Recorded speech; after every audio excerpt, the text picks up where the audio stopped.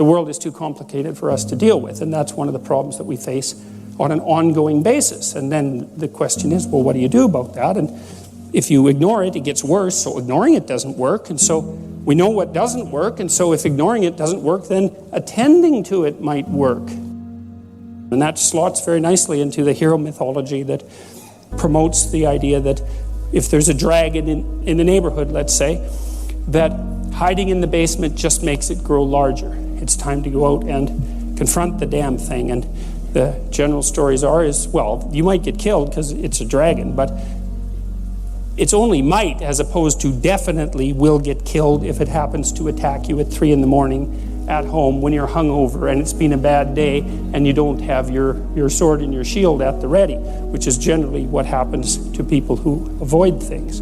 So it's not something that should be recommended. How much time do you spend maintaining a house? Well, a lot. And why is that? Is because the house falls apart because you're stupid, and the house falls apart, well, because you do repairs wrong or you ignore things, right? The house falls apart because you're incompetent. But even if you're competent, the house falls apart, right? It's just entropy, and so things have a proclivity to fall apart on their own, so you just have to run like mad just to keep them doing what they're supposed to be doing. And then, of course, that is complicated by your own willful blindness and inadequacy as a repair person and refusal to attend and all those other things. So, and that's a very classic idea. The idea that the earth is periodically flooded for 2 reasons. One is things fall apart. Just entropy. It's straight entropy. Things fall apart of their own accord. And that's one of the things that we have to contend with.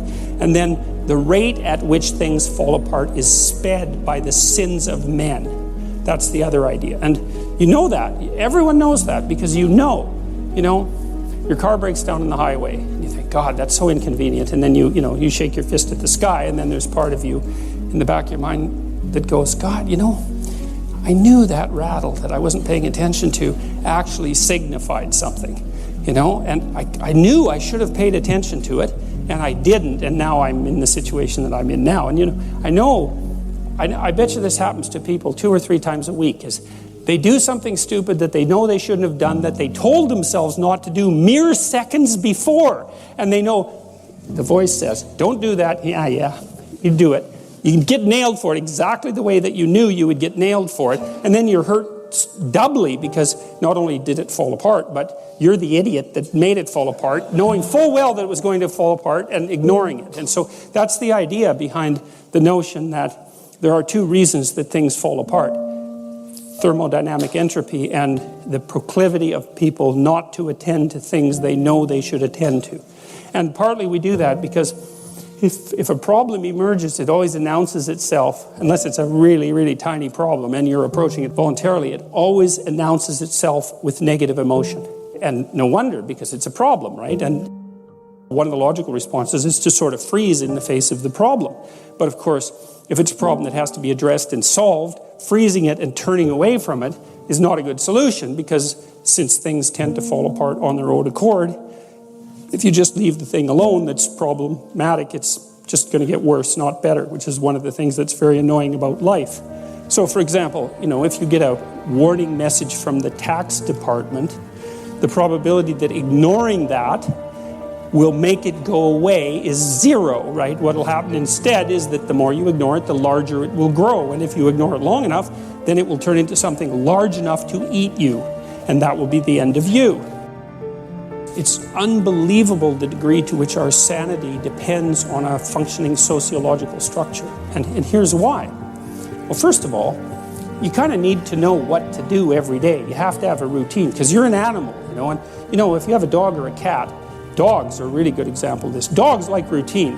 They like to be walked the number of times a day that they're supposed to be walked, and they get quite sick very rapidly if you don't routinize their days. Children are exactly the same way.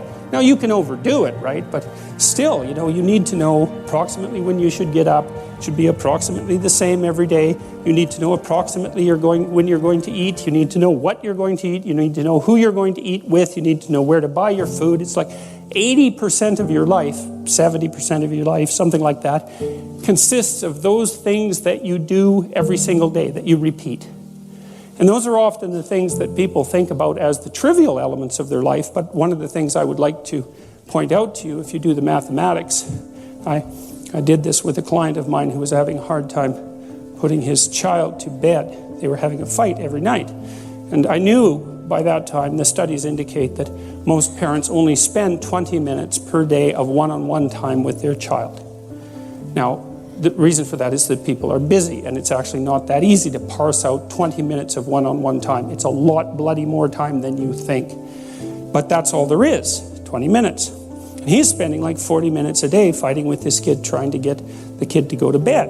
And that's not very entertaining. You know, you think, well, it's just having a scrap with the kid about going to bed. But it's no.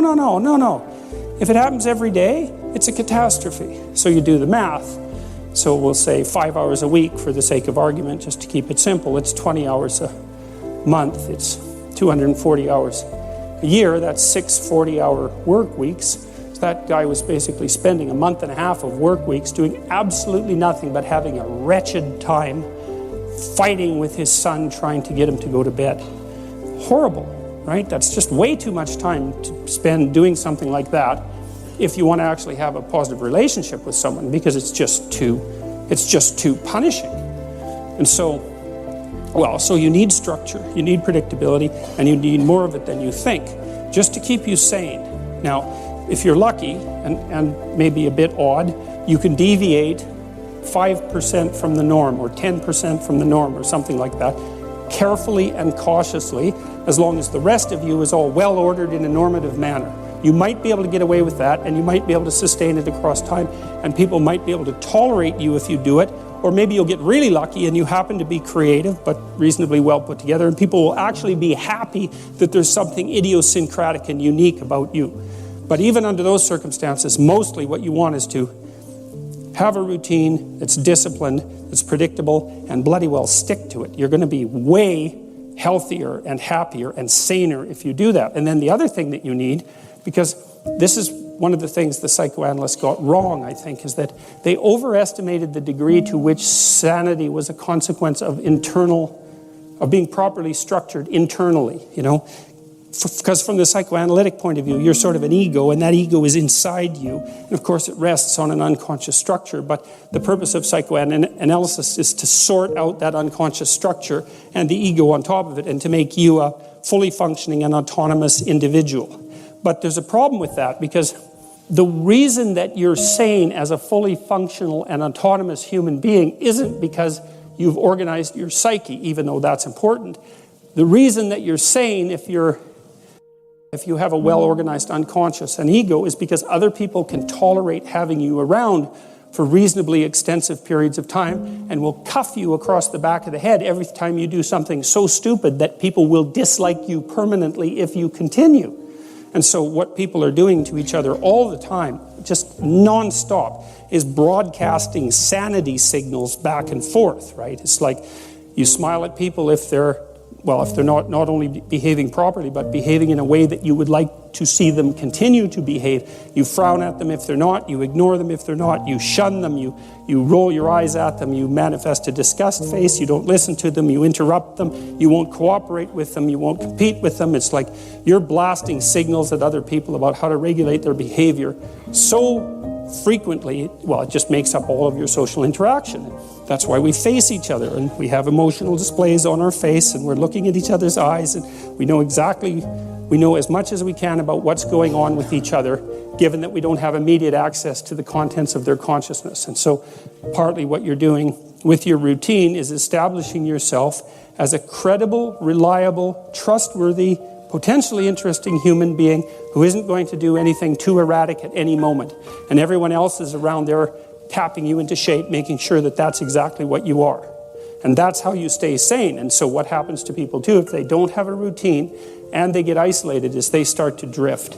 And they drift badly because the world is too complicated for you to keep it organized all by yourself. You just cannot do it. So we outsource the problem of sanity.